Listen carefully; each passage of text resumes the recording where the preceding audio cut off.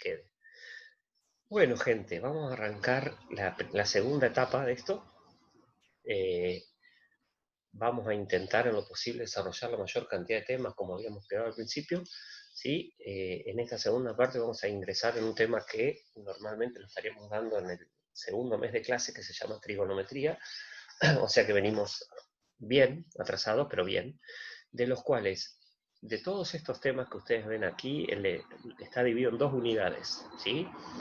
Esto es lo normal, digamos. Nosotros vamos a dar esta unidad 2 que empecé ahora con la guía que les mandé para que ustedes vayan leyendo y vayan teniendo algo de apunte como para poder organizar sus estudios. Y la parte 1 la dejé para después, porque de esta parte 1 solamente vamos a dar funciones.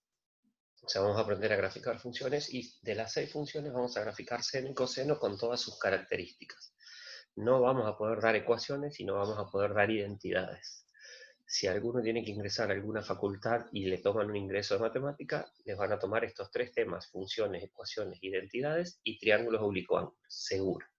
Así que si alguno en el grupo necesita eso, lo que yo le pido, como siempre, es que pregunte por Face o por el grupo de Face o por medio de Martina, y vemos a ver cómo podemos hacer para que no lo pierdan. Yo tengo que preocuparme por dar lo básico para que todo el mundo esté más o menos en las mismas condiciones. No se puede profundizar porque no vamos a llegar. Bueno, primero voy a hacer un repasito medio rápido para que... Vieron que cuando uno, seguramente les pasó cuando leyeron el apunte que les envié, que lo saqué directamente de un libro de ingreso a la facultad, no era un libro cualquiera, era un libro bastante intenso. Cuando digo ingreso a la facultad es de otro lugar, ¿no? De la Argentina, porque en la Argentina no hay ingresos a las facultades por lo general, o por lo menos no son eliminatorios. Tenía la intención de que ustedes empiecen a leer una bibliografía un poquito más complicada, ¿tá? Sabiendo que estamos hablando de alumnos que ya egresan, no tendrían que haber tenido mucha dificultad, pero sí seguramente se les va a haber complicado a aquel que lo leyó con un poco de paciencia. No tuve muchas preguntas en ningún lado de ustedes, así que me parece que eso es lo que tienen que mejorar. Hay algo que no entiendan, léanlo otra vez, pero si no se entiende, pregunten, no se queden con ninguna cuestión. La que sí me preguntó y resonó bastante fue Agostina, después me preguntó Yara, me parece algo, pero después nadie más, así que tienen que preguntar. Vamos a definir, como si no supieran nada, qué son triángulos. La primera parte de nuestro trabajo va a estar basado en triángulos rectángulos, y cada vez que hablemos de triángulos rectángulos vamos a trabajar con 2 conceptos importantísimos, que son exclusivos de este tipo de triángulos: teorema de Pitágoras, relaciones trigonométricas, y en particular relaciones trigonométricas seno, coseno y tangente. Bien, esto lo tienen que haber visto ustedes por allá en tercer año como resolución de triángulos rectángulos. Bien, y a lo que le vamos a agregar esto, y por qué le tenemos que agregar, porque los triángulos rectángulos son triángulos muy delicados entre nosotros. ¿Qué quiere decir?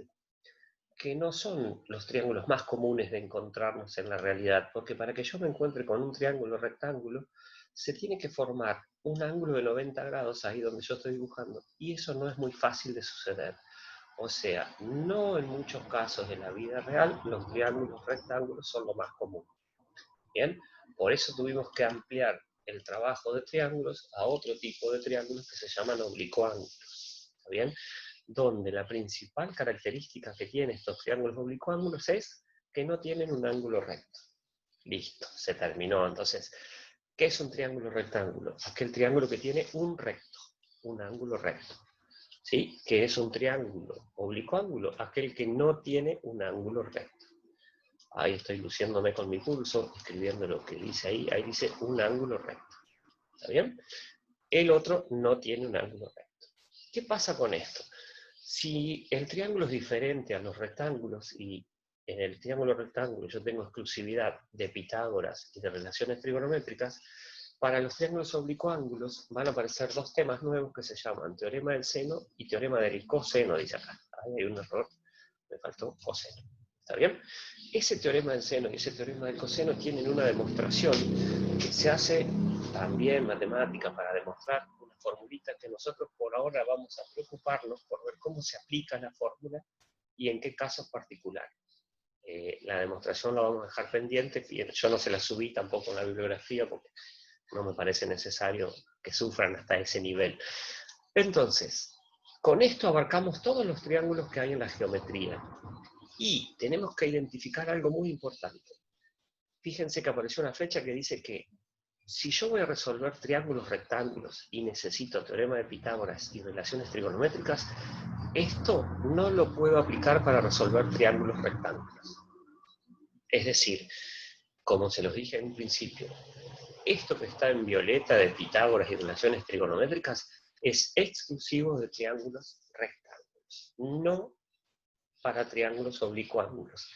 Sin embargo, teorema del seno y teorema del coseno sirve para todo tipo de triángulos.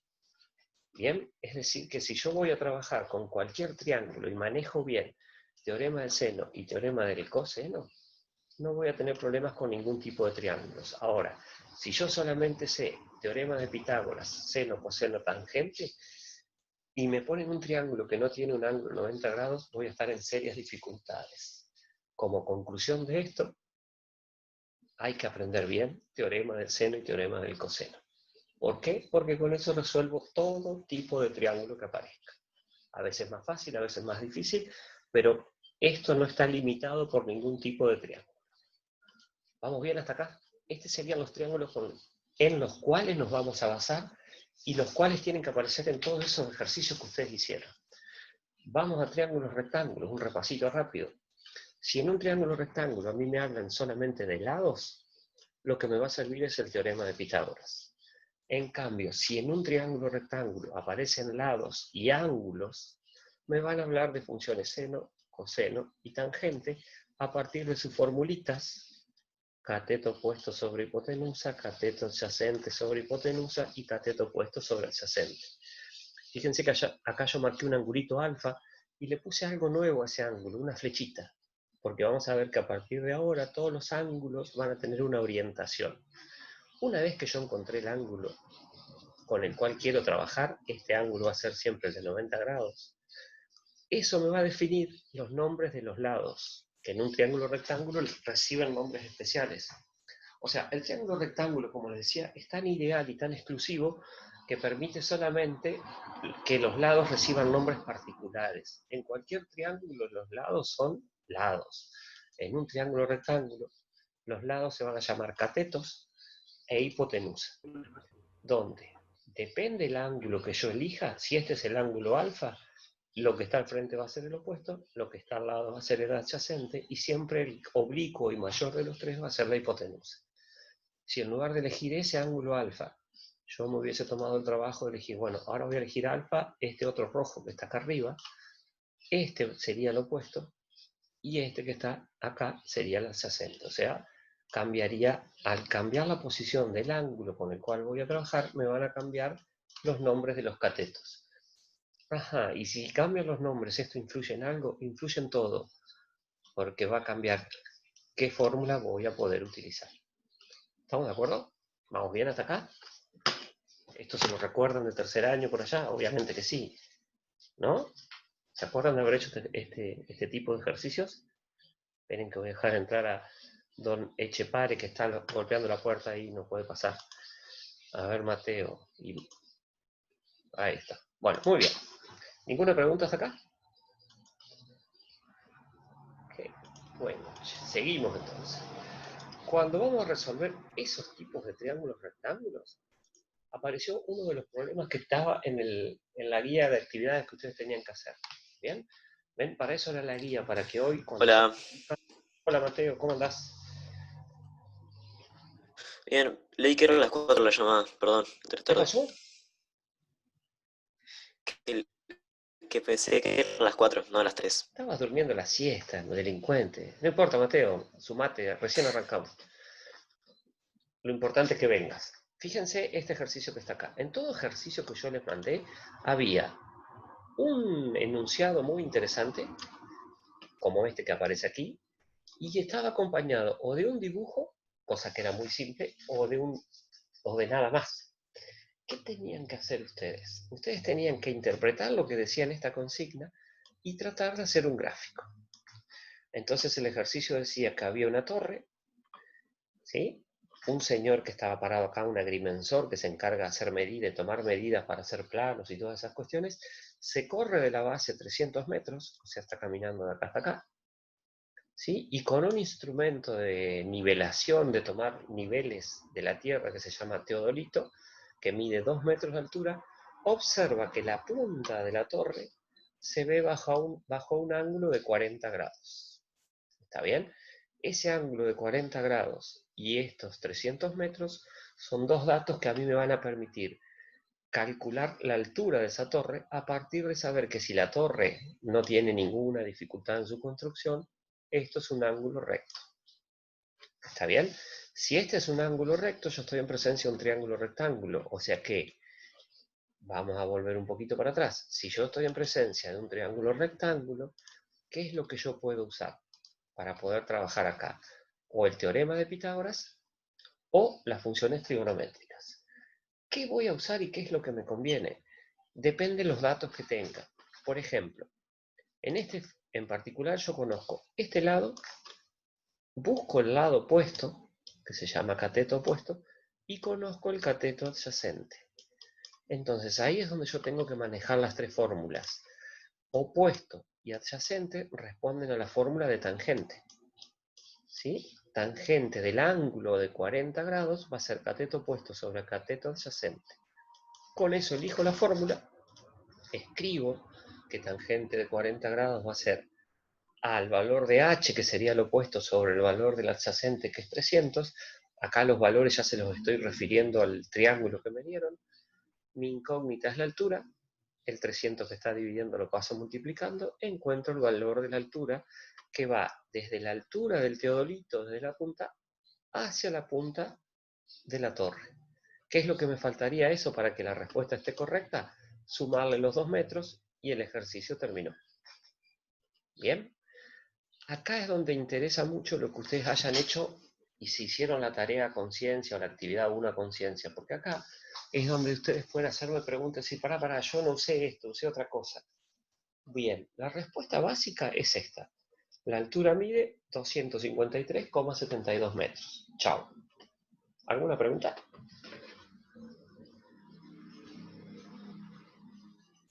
Muy bien. Pascal, en ese ejercicio, Sí. sí, era ese. A mí me pasó que con la calculadora lo marcaba y me daba una respuesta. Y le preguntaba a alguien para que haga la misma cuenta con su calculadora y le daba diferente. Bien. Tipo, re diferente. ¿Tenés la calculadora por ahí? 400 por ahí. Ya te la busco. Dale, buscala tranqui. Bueno, acá va a venir la primera actividad para la próxima clase. ¿Se acuerdan que yo les dije que el teorema del seno y el teorema del coseno sirve para cualquier tipo de triángulo? Bueno, ustedes van a tener que, a este mismo ejercicio, resolverlo aplicando o teorema del seno o teorema del coseno. Y obviamente llegar exactamente a la misma forma, no va a ser cosas que lleguen a cualquier otro valor y digan, me quedó hermoso. ¿Estamos de acuerdo? Entonces, resolver este mismo ejercicio. Yo lo hice con. El seno del coseno. Sí, yo lo hice con la teoría del seno. ¿Vos lo hiciste con Que teorema yo del lo seno? hice con la teoría del seno, no lo hice con Pitágoras. ¿Está perfecto? ¿Te dio igual? Sí. Sí, genial, esa es buena señal. Sí, por eso lo digo. Siempre lo fundamental es saber que con teorema del seno y teorema del coseno yo resuelvo cualquier triángulo. Yo en este, como era rectángulo, lo resolví por esto, pero vamos a probar aquel que no lo hizo por este otro método, a ver si llegamos a la misma, al mismo resultado. Y tenemos que llegar, no es que decir, no, anduve cerca. A veces hay un pequeño error de decimales o algo de eso, pero siempre tienen que estar muy cerca del resultado. ¿Se entendió, chicos, este ejercicio? ¿Alguna pregunta? A ver, voy a mirar las caras. Bien, hay caras muy despiertas. ¿Se acuerdan de haber hecho este tipo de ejercicios antes? Por allá en tercero. Sí, ¿no? Bueno. El silencio, es triste ese silencio, pero bueno, vamos a pensar que sí. Pavón, ¿vos hiciste ejercicio alguna vez de eso? Te la llevaste a la de tercero toda la vida, el año pasado la pudiste sacar recién. No, si en tercero no me la llevé. Ah, acá estaba Antonella. Delincuente. Bueno, ¿Y ahora encontraste la calcu? Sí, acá la tengo. Bueno, fíjate arriba de la calculadora, y por ahí si algún otro la tiene también, el sistema en el cual está trabajando la calculadora. Tiene que haber una D arriba de todo. O sea, arriba donde tenés el visor, a veces aparece una R, a veces aparece una D. Tiene que aparecer una D para que el ejercicio te dé bien. O sea, para que coincida con esto. Tengo una M Ajá. y una G del otro lado. ¿Una M, qué más? Eso de Y una Martinelli. G. Bueno, ahí está. Ah, espera. Ahí tiene que decir, pueden pasar tres cosas, mirá. Puede haber una D, puede haber una R o puede haber una G. ¿Qué son esas tres letras? Esas tres letras son sistemas de cómo se miden los ángulos. Esto se llama DEC de decimal, radian y gradian. ¿Cuál es el que nosotros vamos a usar? Que aparezca una D. Vos vas a tener que ir a Mode y buscar que aparezca una D ahí arriba. ¿Bien? Vas a ver que dice D, Re y Gra. En algún lugar, apretando Mode, tiene que salirte eso. Por eso no te dan los resultados iguales. ¿Bien? La M, acordate, es de Martinelli. Sí. Si algún otro tiene una M, tiene que devolverla ya a la calculadora porque es de ella. ¿Vamos? ¿Alguna pregunta de este ejercicio? No, por favor. ¿Pasamos a otro? ¿Les parece? Bien. Un triángulo rectángulo fácil. Pasemos a otro. Jugador de básquet. Acá aparece... A ver quién juega al básquet acá. Valentino. Mentira, nunca tiró al aro Valentino. Ni sabe lo que es una cancha de básquet. Bueno, ¿quién es jugador de básquet acá? El Juan Sola, el Juan Sola. Sola. Juan Sola, un ¿A dónde está jugadorazo. Sola? A ver, vamos. Entonces las respuestas de este ejercicio las va a hacer el Juan Sola. Gracias, Bautista y Tomás, por su Estás loco, acompañamiento. Pascal, estás loco. Juan Sola, te escuchamos. Ahí lo ven ustedes a Juan. El ejercicio dice, ¿se sabe que el aro de básquet está a 3,3 metros del piso? ¿Usted lo sabía eso, Juan? Obviamente. Muy bien, perfecto. Regla número 1 de jugador de básquet. Muy bien. Los ojos de Juan están a 1,98 metros del piso. Está subido arriba de un banco acá, porque 1,98 es imposible que esté, pero no importa. En unos años. Claro, vamos a poner que creciste. ¿Y en qué equipo juega el básquet, Juan? No me va a decir Neptunia, En porque no Neptunia. existe. No, una muerta la Neptunia. No, callate. Si la cancha usted parece un metegol. Bueno, si el jugador se Sí, encuentra en la línea de tiro libre a 5 metros del centro del aro, ¿cuál es el ángulo de elevación del tirador? Bueno, fíjense esto a diferencia del anterior. Este es un triángulo rectángulo también, porque acá tengo un ángulo recto. Aparece el ángulo, ese ángulo me dice que estoy a 5 metros de tirarlo, y acá aparece un 1,2 metros, que era lo que ustedes tenían que hacer, restando 3 metros que está el aro a 1,98, y ahí me queda 1,2, que sería este segmento que está entre el aro y la base del triangulito que yo armé. Bien, ¿cuál es la diferencia de este ejercicio con respecto al anterior? Que en lugar de pedirme una medida, me está pidiendo un ángulo. Entonces, este ángulo, si me paro en este ángulo, este que está acá al frente va a ser el opuesto, este va a ser el adyacente. Entonces, casualidad, nuevamente la fórmula que vamos a usar es la fórmula de tangente. ¿Y por qué la puedo usar? Porque estoy trabajando con un triángulo rectángulo. Cuando armo la fórmula cateto opuesto sobre adyacente, la incógnita, que sería el valor del alfa ese, quedó metida dentro de una función trigonométrica. Esa tangente la tengo que pasar para el otro lado, porque yo necesito sacar el angulito solo. Y ahí es donde aparece un concepto nuevo, que también lo tienen que haber visto, que se llaman funciones arco. Arco tangente, arco seno, arco coseno, la que sea. ¿Y qué significa esto? Que ustedes en la calculadora, antes de apretar tangente, van a apretar la tecla Shift. Esa tecla Shift me habilita la función arco de las funciones trigonométricas. Después de Shift van a apretar tangente, ¿y qué les va a aparecer en el visor? En el visor les va a aparecer a ustedes seguramente tangente y un -1 acá arriba. ¿Sí? Y después continúan escribiendo, abren un paréntesis y hacen 1,02 dividido 5, cierran el paréntesis y la calculadora les da el angulito con el cual, o mejor dicho, el angulito que estamos buscando en este ejercicio en particular. ¿Cómo lo puedo expresar? Lo puedo expresar como, la calculadora me va a decir al principio 11 11,53. ¿Está bien? Ese 11,53 es 11,53 grados. Obviamente que esto puede seguir. Si yo quiero pasarlo a grados, minutos y segundos, porque me gusta más ese sistema de escribir la respuesta, van a la tecla grado, minuto y segundo que tiene en la calculadora, y la calculadora se los va a escribir de esta manera que está acá. 11 grados, 31 minutos, 49 segundos. ¿Bien? ¿Está bien, Juan, ese ejercicio? ¿Coincidimos en el resultado? Coincidimos exactamente. Grupo. Muy bien, Juan. ¿Alguien tiene alguna pregunta de esto? Seguimos trabajando con triángulos rectángulos por ahora. Trabajo para la próxima de vuelta.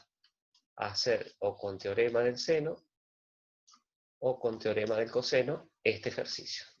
Esta actividad que yo les estoy diciendo, ustedes la van a hacer solitos, cada uno se va a sentar en su casa, tranquilo de acá, y para la próxima clase por Zoom me van a decir si les salió igual. O sea que tienen 14 días para resolver esto. Uf, sobra. Hace 150 que estamos encerrados, 14 días no son nada. ¿Vamos bien hasta acá, chicos? ¿Podemos pasar a los triángulos un poquito más intensos? Te quería decir que yo lo hice con teorema de coseno, pero me da con 2 grados. Lo hiciste con teorema del coseno. Agostina, ¿me estás hablando? Sí. Bueno, mirá vos. Para hacer este ejercicio te conviene el teorema del seno. A ver, tenés que mezclar los dos. Porque vos tenés este ángulo que vale 90 como dato, y con este 1,02 y este 5 metros vas a sacar este lado. ¿Sí? Y con ese lado que está ahí, ¿sí? Vas a hacer, después vas a hacer x sobre seno de esto, 5 sobre seno de este ángulo que está acá. Y después recién vas a poder sacar el ángulo alfa. O sea, primero tendrías que aplicar teorema del coseno y después tendrías que aplicar teorema del seno. Bueno, hice eso, tipo, hice por una parte de la teoría del seno, después la de coseno, no me acuerdo cuál fue el orden, sinceramente, pero me dio, el ángulo de elevación era 13,9 bueno, ¿sabes por qué es eso?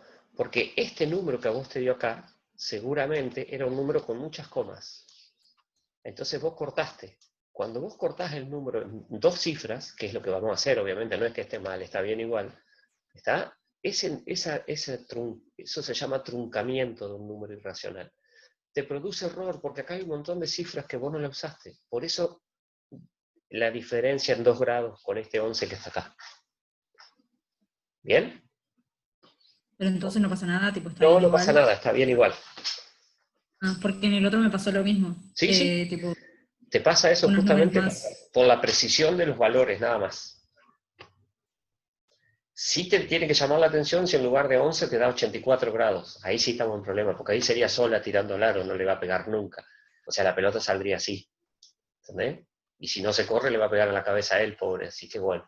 Pero que hay un margen de error que esté cerca del resultado que a vos te dio. ¿Vamos? Muy bien. Vamos entonces a los triángulos más intensos, que son los triángulos no rectángulos. Voy a pasarme de largo una de esta diapositiva, porque esto lo vamos a explicar en la próxima. Vayan pensando que ahí se va a poner bueno. Y vamos a triángulos oblicuángulos. Una sola cosa importante, decisiva, y la primera que tienen que hacer cuando tengan triángulos rectángulos es poner los nombres que ustedes quieran a los vértices. Pero una vez que pusieron nombres, si este vértice se llama A, el lado que está al frente se tiene que llamar igual. Si este vértice lo llamé B, el lado que está al frente se llama igual, y si este se llama C, este se va a llamar igual. Si yo no hago eso al principio, el teorema del seno y el teorema del coseno me van a dar mal. Y sus fórmulas van a ser las siguientes que aparecen ahí. ¿Ven? Esto también lo tienen que haber visto si hicieron los ejercicios. Unas formulitas bastante interesantes, donde yo voy a tener que definir cuándo uso cada una de ellas. ¿Cuándo uso el teorema del seno? Cuando los datos sean 2 lados y un ángulo, o cuando los datos sean 2 ángulos y un lado. Les voy a marcar acá algo para resaltar, porque van a ver lo siguiente. Acá dice 2 lados y un ángulo. Y ahora cuando yo les ponga las condiciones para aplicar el teorema del coseno, si ustedes miran allí, también dice 2 lados y un ángulo. Entonces van a decir, che, pero ¿qué pasa? ¿Es lo mismo? ¿Cuál es la diferencia entre estas dos características? En el teorema del coseno, acá pueden ser, vamos a suponer que tengo un triángulo. Y en el teorema del seno, que es el que vamos a hacer primero, yo puedo usar este lado y este ángulo. En cambio, el teorema del coseno, si yo tengo un triángulo cualquiera, si tengo dos lados, el ángulo tiene que ser el que se forma entre ellos.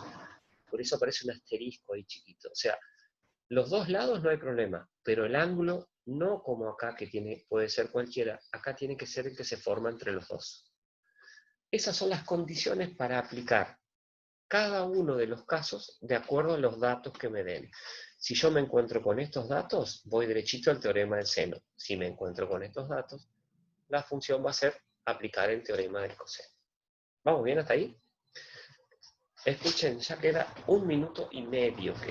¿Les parece que nos conectemos hasta las -10? Entonces, el que quiera quedarse se queda hasta las -10, a ver si puedo explicarles algún ejercicio más de este tipo de triángulo. Entonces, ¿qué vamos a hacer? Voy a tener un triángulo, voy a respetarle el nombre de las letras y tengo que decidir si me sirve teorema del seno o teorema del coseno de acuerdo a los datos que me den en el ejercicio. Primer ejercicio que aparece ahí. ¿Qué es lo primero que yo hago? En este que yo puse acá, tengo el enunciado y tengo el croquis del dibujo. O sea que parecería muy simple. Cuando voy a encontrarme con los datos, que es lo primero que hago, digo, ¿qué tiene este ejercicio? Tiene 2 ángulos, ¿está? Y un lado. ¿Qué quiere decir esto? Que yo acá ya no lo pienso más. Acá tengo que usar el teorema del seno. ¿Está? Decisión, teorema del seno. Pero ¿qué pasa cuando yo hago el dibujo y acá es donde vamos a tener mucho cuidado y les pido mucha paciencia? Bueno, miren, vamos a hacer algo. Antes de empezar a explicarlo, nos conectamos de vuelta y se los explico desde cero, ¿les parece? Allá vamos.